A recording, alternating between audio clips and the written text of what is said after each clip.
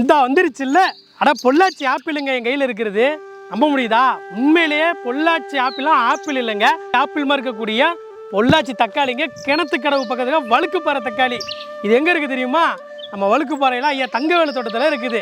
வாங்க தக்காளி விவசாயம் எப்படி இப்படி ஆப்பிள் மாதிரி இருக்குன்றத விவசாயத்தை கேட்டு தெரிஞ்சுக்கிடுவோம்.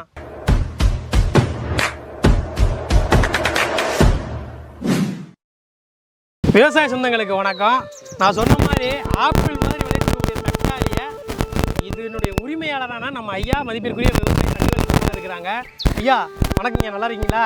எப்படிங்க இப்படி ஆப்பிள் மாதிரி தக்காளியை கொத்து கொத்தா கொலையாக விளைய வச்சுருக்கீங்க? இந்த வழக்குப்பாறை மண்ணினோட மகிமை, வழக்குப்பாறை தக்காளிக்கு பேர் போனது. கண்டிப்பாங்க. அதனால் நாங்கள் எல்லாம் இந்த மண் சூட்டப்படான ஏரியானால எல்லாம் விவசாயம் விரும்பி செய்வாங்க. அதுக்கப்புறம் அது விளைச்சல் நல்லா வர்றதுனால இது வழக்குப்பாறை தக்காளி பேர் போனது. பொள்ளாச்சி தேங்காய் எப்படி பேர், பொள்ளாச்சி இலைக்கு எப்படி பேர் போனதோ அந்த மாதிரி வழக்குப்பாறை தக்காளி சந்தைக்கு பேர் போனது. சந்தைக்கு பேர் போனதுங்க. ஐயா இப்போ வந்து உங்களை பற்றின ஒரு மிகப்பெரிய ஒரு அனுபவத்தை நம்ம மக்கள்கிட்ட பகிர்ந்துக்கலாம். அனுபவங்கிறது தக்காளி ஒவ்வொரு விவசாயிக்கு தெரிஞ்ச அனுபவம் தான். இப்போ என்னோட அனுபவம் வந்து என்னென்னா, நான் 4-5 வருஷமாக பயிர் பண்ணிகிட்டு இருக்கிறேன். முதல்ல கொஞ்சம் ரசாயன உரங்களை சேர்த்து பண்ணிகிட்டு இருந்தோம். அது கொஞ்சம் எல்லாம் மண்ணினுடைய மகிமையால் கெடுத்து ஓரளவுக்கு ஈல்டெல்லாம் குறைச்சிருந்துச்சு. இப்போது உங்கள் சத்தியம் பயோ கம்பெனி ஆர்கானிக் கம்பெனியிலேருந்து கொஞ்சம் அப்படியே மருந்துகளை வாங்கி யூஸ் பண்ணி பார்த்தேன். கொஞ்சம் நல்லா இருக்குது. அதனால் தக்காளி நல்லா வருது. பயிருக்கு அதிகமாக சேதம் வர்றதில்ல. இப்போ தக்காளி அப்படின்றது எந்த காலத்தில் பயிர் பண்ணோம்னா அது வந்து ரொம்ப இந்த மாதிரி நல்ல விளைச்சலை கொடுக்குங்க? தக்காளி வந்து பட்டத்தில் பயிர் பண்ணால் ஆடிப்பட்டம். ஆடிப்பட்டத்தில் பயிர் பண்ணால் நல்லா வருங்க. ஆடிப்பட்டத்தில் பயிர் பண்ணால் குறிப்பிட்டு தக்காளி எந்த மாதத்துக்குள்ளே நம்ம அறுவடை பண்ணிக்கலாம்? அறுவடைனா பயிர் நட்டதுலேருந்து 75 நாள் 80 நாள் 90 நாள் 3 மாதம் பயிருக்கு தக்காளி. 90ஆவது நாள் தக்காளி எடுக்கலாம். தக்காளியில் என்னென்ன ரகங்கள்யா இருக்குது? தக்காளியில் வந்து இப்போது கம்பெனிஸ் வந்து நிறைய கம்பெனினால நிறைய வெரைட்டிஸ் இருக்குது. இப்போ இந்த தக்காளி வந்து சாகோ சிம்ஜாண்டா கம்பெனியோட வெரைட்டி இது. இது கொஞ்சம் நம்ம ஏரியாவுக்கு உகந்ததாக இருக்குது. வெயிலுக்கு தாங்குது, மழைக்கும் தாங்குது.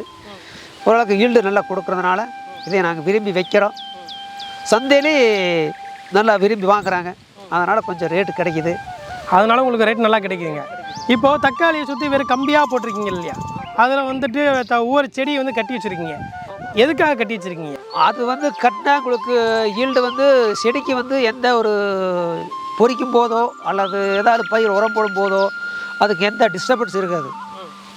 அதனால் ஈல்டு வந்து டபுள் ஈல்டு எடுக்கலாம். இது வந்து இப்போது தக்காளி பயிர் 90 நாள் வந்ததுன்னா கட்டாமட்டோம்னா 30 நாள் தான் வரும். 120 நாள் முடிஞ்சிடும். இப்படி கட்டி பண்ணுறதுனால 6 மாதம் வரைக்கும் 90 நாள் எடுத்தோம்னா மறுபடியும் 90 நாள் ஈல்டு வந்துகிட்டே இருக்குது. அதனால் நம்மளுக்கு டபுள் லாபம் கிடைக்கும். ஒரே கிராப்பில் டபுள் லாபம் எடுக்கலாம். தக்காளி நடவு செய்கிறப்ப எத்தனை அடி நம்ம கேப் விட்டு வைக்கணும்? அதுக்கு உயிர் தண்ணீர் எப்படி பாய்ச்சணும்? தக்காளி வந்து இப்போ நடும்போது இப்போல்லாம் நவீன வேளாண்மை ஆகிப்போச்சு. முன்னையெல்லாம் பார் ஓட்டி பார்க்குள்ள நட்டுவாங்க, எல்லாம் பண்ணுவாங்க. இப்போல்லாம் சமூகத்திலேயே ட்ரிப்பு போட்டு நட்டுறாங்க. அது வந்து உங்களுக்கு 3 அடிக்கு பார்வு, செடிக்கு செடி 1.5 அடி நட்டுறோம். அது உங்களுக்கு அளவாக இருக்குது. ஏக்கருக்கு வந்து 10,000 12,000 நாற்று பிடிக்கும். நிறையா உரங்க கம்பெனிக்கு சிபாரிசு பண்ணுறாங்க. அதில் வந்து சத்தியம் பயோ கம்பெனியில் நான் ட்ரிப்ஜெல்னு சொல்லிவிட்டு ஒரு லிக்யூடு விட்றேன். அதனால் தக்காளி நல்லா பிஞ்சு பிடிக்குது, செடி வளருது, காய் நல்லா கலர் வருது. அவங்க கொடுக்குற மருந்து ஒவ்வொன்றும் டானிக்கு லிக்யூடு தான், எல்லாமே ரொம்ப நல்லா இருக்குது.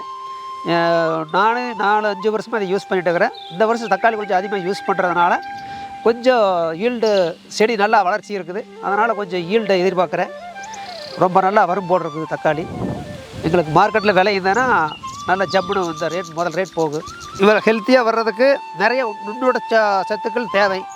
அது பல கம்பெனியில் நுண்ணூட்ட சத்துக்கள் கொடுக்குறாங்க. நான் யூஸ் பண்ணுறதில் சத்தியம் பயோ இதில் வந்து கொடுக்குறாங்க. அந்த லிக்யூடு வர்றதுலேயே ஏகப்பட்ட நூடல்ஸ்கள் நிறைய சத்துக்கள் சேர்த்து கொடுக்கறதுனால ரொம்ப நல்லா இருக்குது.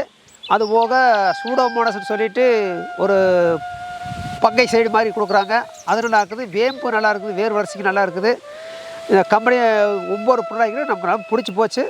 அதனால் அதை போட்டு நான் இப்போது தக்காளி இந்த வருஷம் நல்லா பண்ணிகிட்டு இருக்கிறேன்.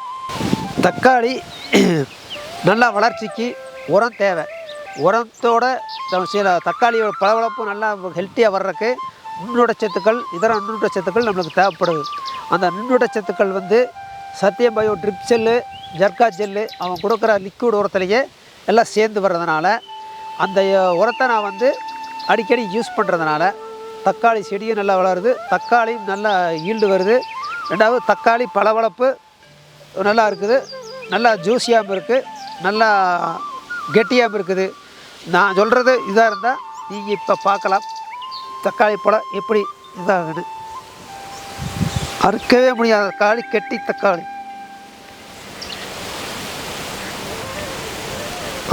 நல்லா சாறு விதை எல்லாம் இப்படி தெளிவாக இருக்குது. மக்கள் சாப்பிட்டா எந்த நோவும் கம்மியாகு, எந்த எஃபெக்டும் வராது. ஆர்கானிக்கோடு சேர்ந்ததோட ஆர்கானிக் தக்காளி. ஐயா ரொம்ப நன்றிங்கய்யா. இந்த மாதிரி ஒரு எளிமையான விஷயத்தை வந்து தக்காளியில் வந்து இவ்வளோ தூரத்தில் இருக்குது, இப்படிலாம் பயன்படுத்துங்க, இயற்கையை கொண்டு வாங்கன்னு நீங்கள் சொல்லியிருக்கீங்க. ரொம்ப சந்தோஷமாக இருக்குதுங்கய்யா. ரொம்ப ரொம்ப நன்றிங்கய்யா. இவ்வளோ தூரம் ஒரு ஆப்பிள் தக்காளியை வந்து நீங்கள் உருவாக்கி பொள்ளாச்சிக்கே பேர் வாங்கி கொடுத்துக்கிட்டு இருக்கீங்க, அதுவும் அந்த வழுக்குப்பாறையில் இருந்துன்னு சொல்லும்போது இன்னும் மனசு ரொம்ப சந்தோஷமாக இருக்குது. தொடர்ந்து இது மாதிரி இயற்கை விவசாயங்கள் செஞ்சுக்கிட்டே வாங்க. உங்களுக்கு சப்போர்ட்டாக எப்போதுமே நம்ம சத்தியம் அக்ரோ கிளினிக் உங்கள் கூடவே இருக்கும். இது போன்ற இயற்கை மீதான ஒரு அன்பை வந்து வெளிப்படுத்திக்கிட்டு இருக்க நம்ம ஐயா தங்கவேல் அவர்களுக்கு நம்ம சத்தியம் அக்ரோ கிளினிக் நேயர்கள் சார்பாக எல்லாருமே ஒரு நன்றி ஒரு வணக்கத்தையும் சொல்லிக்கிறோம். தொடர்ந்து இங்கே கூட பயணிச்சுக்கிட்டே இருங்க. இயற்கை மீதான இயற்கையாக விளைவிக்கக்கூடிய அனைத்து விவசாய பெருமக்களை சந்தித்து இந்த விவசாயத்திற்கான முழு தீர்வையும் நம்ம கொண்டு வருவோம். நன்றி, வணக்கம். வணக்கம்.